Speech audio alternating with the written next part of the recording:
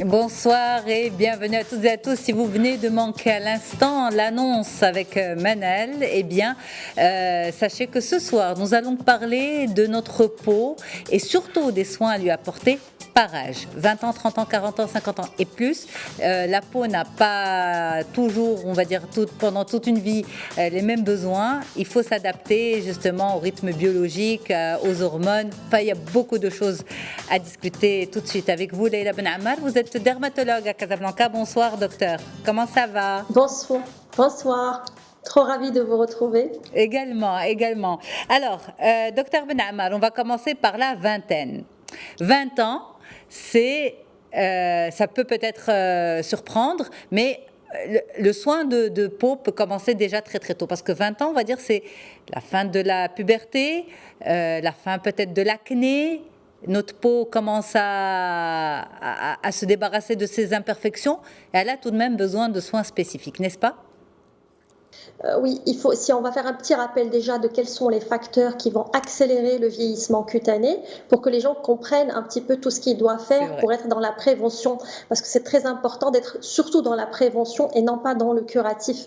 Alors, le vieillissement, pour être très bref, c'est quelque chose qui est lié d'abord à la génétique et qui est lié à la chronologie. On va tous vieillir et la génétique va plus ou moins favoriser certaines personnes.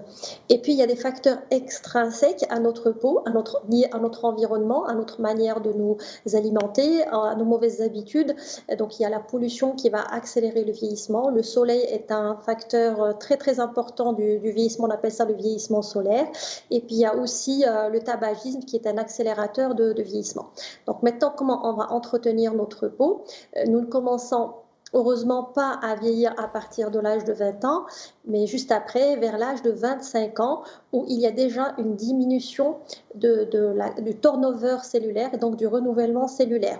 Alors, les soins les plus importants à apporter vers l'âge de la vingtaine jusqu'à l'âge de la trentaine, c'est plutôt l'hydratation de la peau. Il faut savoir que hydrater la peau retarde l'apparition des rides par le maintien d'un film hydrolipidique normal qui permet de protéger la peau contre les agressions extérieures et contre la déshydratation de la peau. Ceci dit, il faudra bien sûr choisir des crèmes qui vont être adaptées à notre peau, adaptées à notre âge, c'est-à-dire que sur une peau grasse, nous allons privilégier des crèmes pour peau grasse, parce que même une peau grasse ne veut pas dire forcément une peau bien hydratée. On peut avoir une peau grasse déshydratée. Une peau sèche, on va choisir des traitements mieux adaptés. Et sur une peau sensible et réactive, on choisira des crèmes qui sont adaptées à une peau réactive. Idéalement, on hydrate le matin et on applique aussi l'écran solaire qui va protéger contre les UVA, UVB, grands pourvoyeurs de vieillissement solaire. Donc la prévention doit démarrer très très jeune grâce à l'hydratation et à l'application d'écrans qui vont être adaptés à notre type de peau. C'est très important. Alors, docteur Ben Ammar, justement, autour de la vingtaine, à cet âge-là, quelles sont les principales erreurs commises par les jeunes femmes et jeunes hommes aussi? Alors, ce qu'on voit le plus souvent, ce sont des jeunes filles ou des jeunes garçons qui viennent pour un problème d'acné. Alors, les deux principales erreurs, je dirais que c'est la manipulation de l'acné, qui est pourvoyeuse de cicatrices, des fois malheureusement définitives. Et la deuxième erreur, c'est l'hygiène de vie en général. Je parle de l'hygiène alimentaire et de la consommation de tabac qui malheureusement devient de plus en plus fréquente chez notre jeunesse. Alors, pour ce qui est de l'alimentation, lorsqu'on présente un problème d'acné, il ne faut surtout pas consommer des produits sucrés et des produits laitiers, et il faut réduire, voire arrêter la consommation de tabac. Maintenant, pour les problèmes de peau sèche qui sont un peu plus rares à cet âge, ils peuvent être sujets à des problèmes d'irritation ou d'eczéma ou d'eczématisation. À ce moment-là, il faut choisir des soins hydratants adaptés à ce type de peau et éviter dans notre contexte le hammam avec le frottement. Certaines personnes frottent carrément le visage, ce qui est totalement contre-indiqué en cas de peau sèche ou atopique. Ok, on va passer à la trentaine. Alors certains vous disent la trentaine, c'est l'âge d'abord du stress professionnel, des courtes nuits, parce que c'est l'âge un petit peu des bébés qui arrivent, la grossesse aussi. Est-ce que vous confirmez, est-ce que tout ça a un impact sur la peau et ses besoins à 30 ans? Tout à fait, hein. Quand on a 20 ans, la peau, comme le corps entier, peut supporter beaucoup d'agressions intérieures et extérieures. Ces mécanismes de défense de notre peau vont s'amoindrir avec l'âge, avec le stress oxydatif, avec la pollution, la mauvaise hygiène alimentaire, les nuits, les veillées, pour les mamans aussi, les grossesses, etc.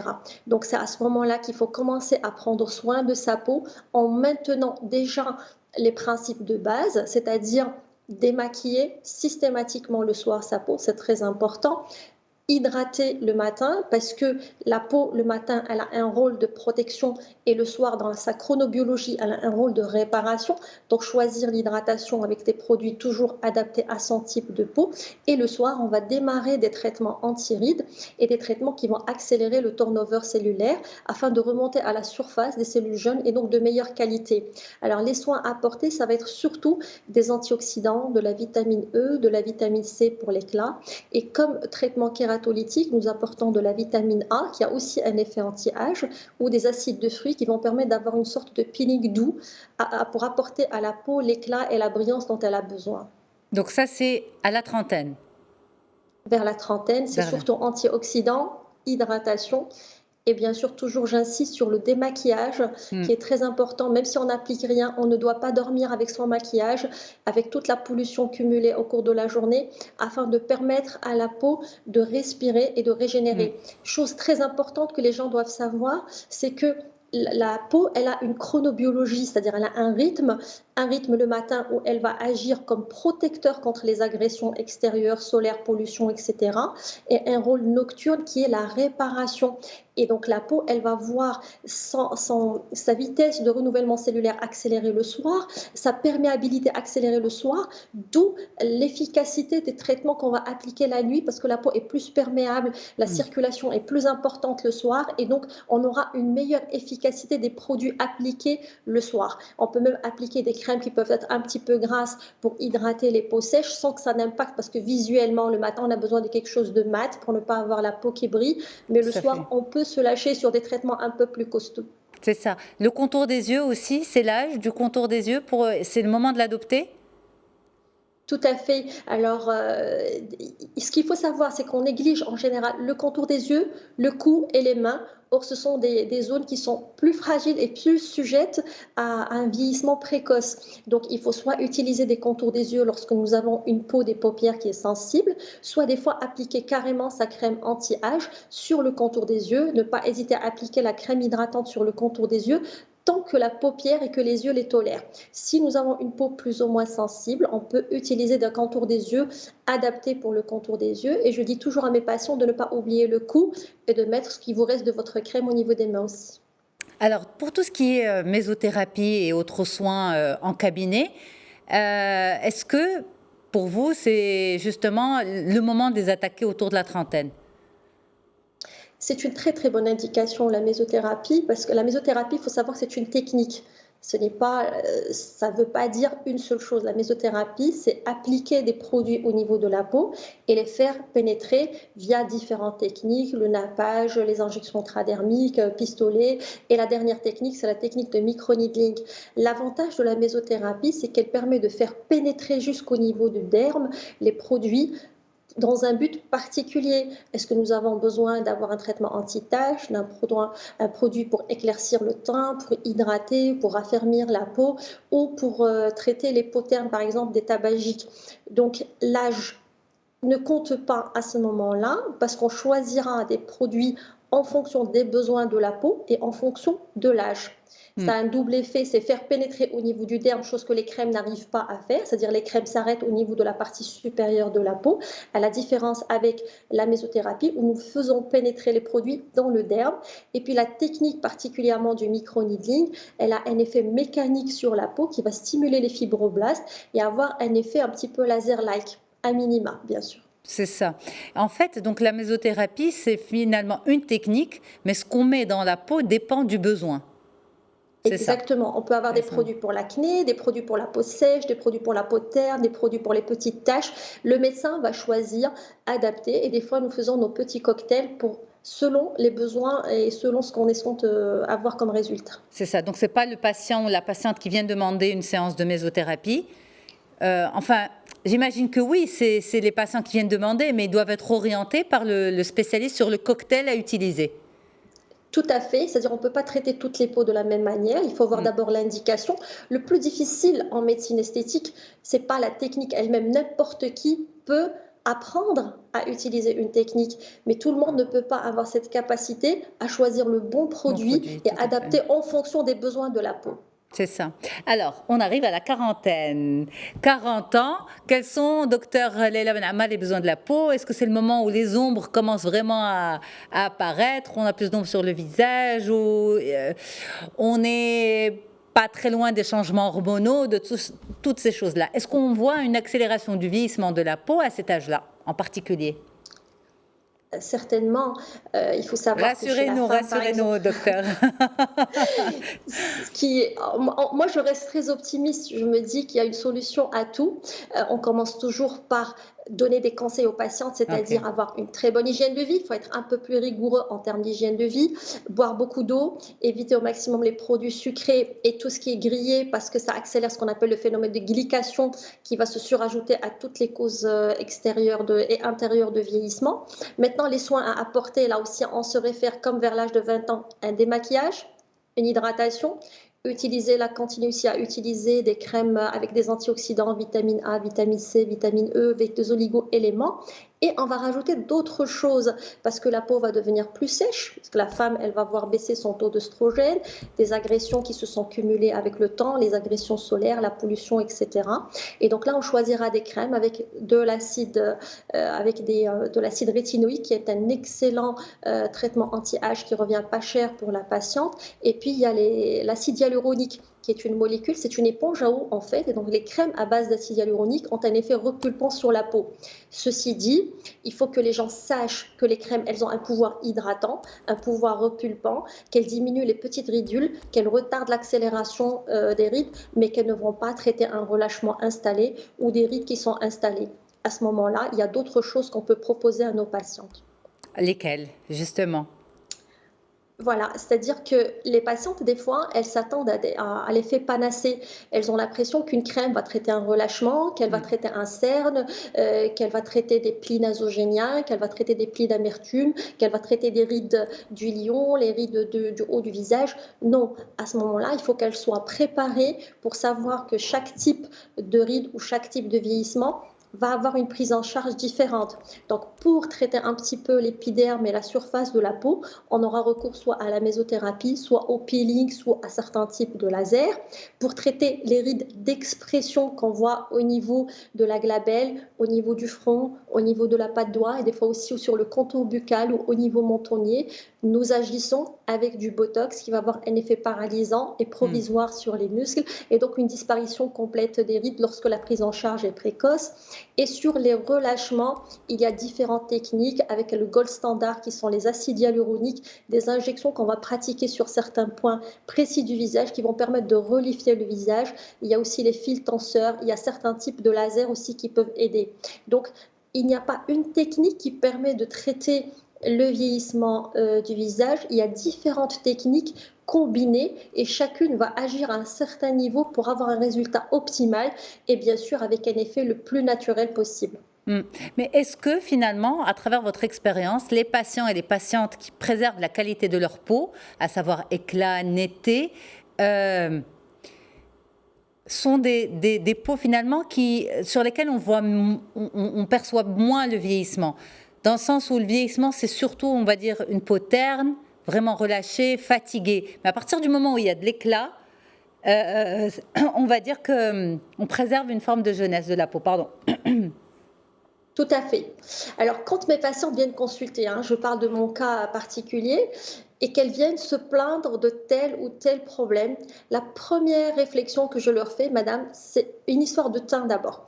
Lorsque le teint est terne, lorsque nous avons des petites taches solaires, lorsqu'on a un aspect de teint brouillé où il n'y a pas de lumière qui se dégage, c'est ce qui fait qu'on se sent mal dans notre peau et c'est ce qui fait qu'on remarque tous les autres bobos du visage, si vous voulez. Imperfection. Pour moi, entretenir... Oui, toutes les imperfections. Entretenir une belle qualité de peau lumineuse, avec des pores resserrés, avec de l'éclat, c'est pour moi le pilier d'une peau. avant d'agir sur le reste. On peut agir sur des rides, on peut agir sur beaucoup de choses, mais quand le teint ne suit pas, c'est problématique. Donc effectivement, lorsque vous voyez une personne avec un joli teint, bien entretenu, des pores resserrés, sachez qu'elle fait le nécessaire pour cela. La peau ne peut pas résister indéfiniment et toute seule à toutes les agressions qu'elle subit. Il faut l'aider dans ce sens. Ok, on arrive à la cinquantaine. Qu'est-ce qui se passe avec les changements hormonaux, l'arrivée de la ménopause, toutes ces choses-là sur les besoins de la peau? Alors, on va remarquer différents types de vieillissement cutané à ce moment-là. On va remarquer, excusez-moi. Avec plaisir. Donc, il y aura apparition de rides, apparition de taches solaires, apparition de rides d'expression, la peau qui va devenir plus fine, le cerne qui va se creuser, les micro-vaisseaux qu'on va remarquer de manière plus importante au niveau de la peau. Et donc, il y a différents éléments qui vont se surajouter et exprimer l'accélération du vieillissement cutané. Et le plus important, c'est l'apparition du relâchement cutané. C'est-à-dire qu'à ce moment-là, nous ne pouvons plus promettre à la patiente qu'avec de simples crèmes hydratantes ou anti-âge, quand bien même elles soient costauds, que nous pourrons résoudre son problème de relâchement. C'est ce qui dérange le plus à cet âge, avec le creusement des sillons nasogéniens, le creusement du pli d'amertume, l'apparition des bas-joues, le cou aussi qui va pendouiller un petit peu, le relâchement du cou, etc. Donc là, il faudra apprendre aux patientes à accepter que l'on doit passer à une étape supérieure. Il faut dire que aussi le marketing n'aide pas dans le sens où les publicités sont le plus souvent mensongères, c'est-à-dire qu'on va promettre beaucoup de choses à travers une crème, mais ce n'est pas toujours vrai. Donc les patientes investissent beaucoup d'argent dans des crèmes en espérant des miracles qu'elles ne voient pas arriver. Il faut accepter qu'on avance dans l'âge et qu'il y a des solutions et que ces solutions ne sont pas agressives, ne sont pas invasives et qu'on peut les faire de manière la plus naturelle possible. Est-ce que vous pensez, docteur, est-ce que vous pensez, parce que là il reste vraiment quelques minutes, est-ce que vous pensez qu'on accepte moins bien le vieillissement cutané qu'il y a encore 20 ans de cela? Vous dites il faut que la patiente accepte qu'elle peut avoir recours à d'autres méthodes. Mais pourquoi on n'accepte pas facilement ce relâchement, facilement de voir cette peau évoluer, le fait de se dire très bien, j'agis sur la qualité, sur l'éclat, etc. Mais les rides, le relâchement, etc., ce sont des choses normales. Ça doit venir et ça va venir. Voilà. Est-ce qu'on accepte moins bien de vieillir? Ça, c'est une question plus philosophique et politique, parce que la femme, elle a un problème de confiance en elle. Vous savez, je reçois des patientes très belles. Et quand elle parle d'elle, c'est toujours dans le négatif. Je reçois des hommes, les hommes ont généralement plus confiance en eux. Et la femme a beaucoup moins confiance en elle. Alors, quand on a un problème de confiance en soi qui est déjà un petit peu inné ou entretenu, je ne peux pas vous expliquer d'où vient ce manque de confiance, l'apparition du moindre problème, si à cela s'ajoute une critique de la part du conjoint, je peux vous assurer que j'ai beaucoup de patientes qui viennent consulter parce qu'elles ont reçu une critique extérieure. Et donc, elles perdent confiance en elles et elles ont besoin de ça pour se sentir mieux. J'ai même eu des psychiatres qui sont venus me voir en me disant « Docteur Benamar, franchement, l'esthétique devrait être remboursable parce que ça fait partie du traitement antidépresseur. » Je suis tout à fait d'accord avec vous qu'on aurait été plus heureuse de s'accepter tel que l'on est. Mais des fois, le fait de pousser certaines patientes ou d'aider certaines patientes à se sentir mieux dans leur peau les aide à aller de l'avant. Mais est-ce que c'était le cas depuis toujours? Non, ça devient un phénomène de plus en plus important. Voilà. C'est pour ça que nous sommes là aussi, pour rappeler qu'on peut prendre de l'âge de façon, on va dire, avec beaucoup de grâce et naturelle. Merci infiniment, Dr Leila Benamar, d'avoir été en direct ce soir avec moi sur Média TV pour On se dit tout. Merci beaucoup. Merci pour l'invitation. Une très bonne fin de soirée. Un grand merci à tout le monde en régie. Et puis un grand merci à vous, chez vous qui nous regardez. Prenez soin de vous. Acceptez-vous comme vous êtes. Oubliez toutes les pubs, le marketing, etc. Recentrez-vous sur l'essentiel. Ce qui compte avant tout, c'est votre santé, votre bien-être et bien sûr l'éclat aussi de votre peau. Ça s'arrête là. Je vous embrasse, prenez soin de vous.